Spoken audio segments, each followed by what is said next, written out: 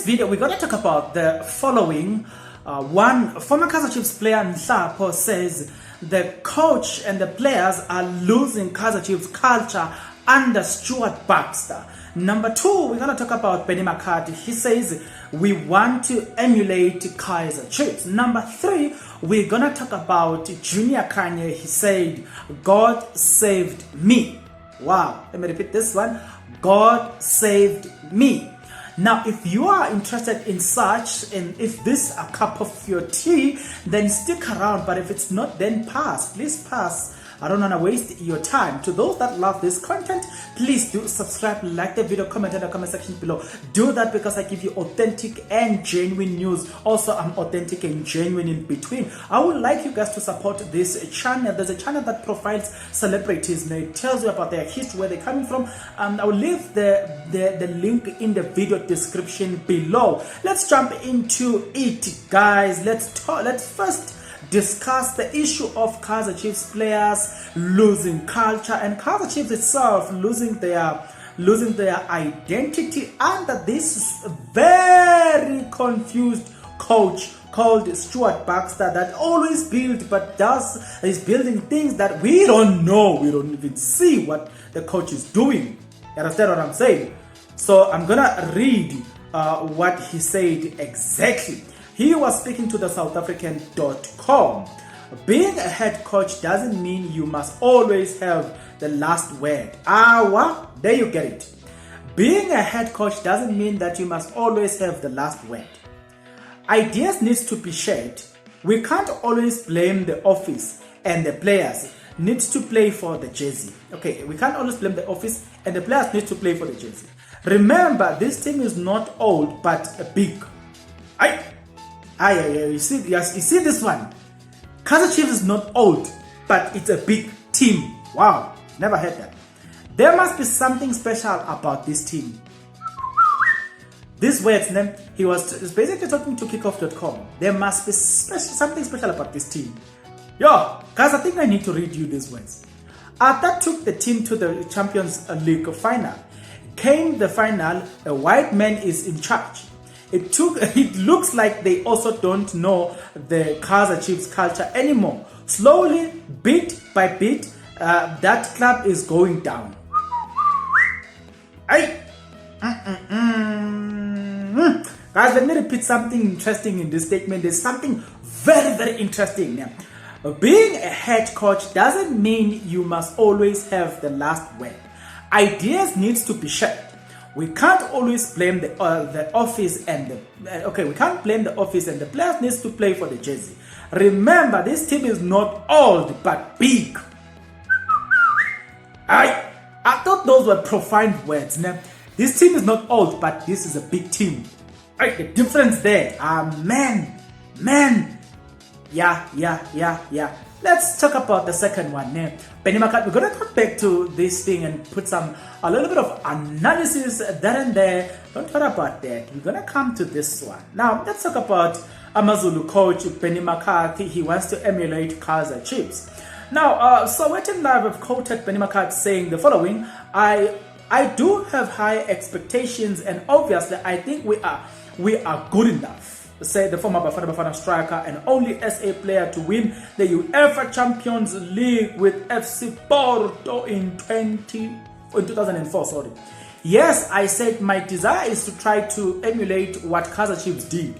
No one expected Chiefs to go all the way to the final, and I think that would be amazing. We can do that, and I think it's nice. It's a nice target for us to want to achieve. A SA team a team that has no expect to do anything. Right. It was the first time Chiefs were in the group stages and they went all the way to the final. That's an amazing achievement, and that was really special and inspiring. We also want to do special things, and we want to do things that will inspire the next SA team in the Champions League. They will also want to do that, or maybe even win it. We need to do things that inspire others, like Chiefs inspired me. They did inspire my team because we now want to do what they did. So that's my inspiration for us to play in the competition. We are fearless and we are going to make the most of the opportunity. It will be nice that we win convincingly so that it is rewarded for all that hard work and all the effort, because nobody sees the hard work that the players put. You only see the result and you get judged on the result, but you don't see the build up to the result. Wow, that's interesting. My hope is that we win first of all, and then that we go past the group stages and maybe get Raja Casablanca again in the knockout stages, because we will be much better prepared for them. Horoya are seasoned champions and are currently the fourth best team in Africa after Al Ahly Zamalek and Wide Raja Casablanca. That speaks volume of the caliber of the team that we are up against, that they beat. Horoya are very typical, probably more physical than Raja, and their players are more athletic and they are quick as well. Wow. I thought that is interesting. If that's not interesting for you, well, I don't know about you. But for me, that is interesting. Somebody says Kaizer Chiefs inspires him, but his boss doesn't get any inspiration from Kaizer Chiefs anymore. Now, let's jump into Junior Khanye's story. Junior Khanye, he was quoted by Daily Sun saying, God saved me. So we're going to talk about that. Now, I destroy all.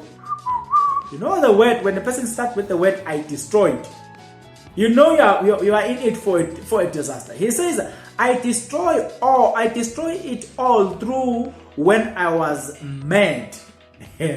When I made my choices. I mixed with the wrong crowd and I lost everything, including my football career. What hurt me the most was the people I considered friends laughed at me when I was down and out. They distanced themselves from me. Fortunately, God helped me. However, I don't blame anyone, because sometimes God allows us to do certain things so we can seek Him and serve higher purposes. Today, I am a child of God. He saved my life. And I have not touched alcohol since 2014, and I'm supportive. I am a supportive father to my 4 kids, and I live a clean life. I think I went through all those hardships so other lost souls can be found through me. That can only happen through the grace of God. What an interesting one. What an interesting story about Junior Khanye. God saved me. Well, let's first talk about what Nhlapo said. You know, Nhlapo mentioned something very interesting. He said that, if you are a head coach, it doesn't necessarily mean you must have the last word. So you could see that Stuart Baxter is stubborn. You know why? I'm going to show you something. And I'm going to repeat it because I've said it also in another video. If you look at Kaizer Chiefs, fans were given the power to select their starting lineup during the Carling Black Label. They selected their starting lineup. The starting lineup that played impressive football. You know what I'm saying? The starting lineup that went on to win the Carling Black Label. What Stuart Baxter did when he became the coach changed everything. Boom! Everything down to the drain. 5. There was a cup called DSTV Compact Cup. Players give you the idea of the players that you need to field on the field of play. What Stuart Baxter did, none of those players will play except Kick and Dolly. You know what I'm saying? But some of those players were benched. Players that showed potential, players with good caliber, but he benched them.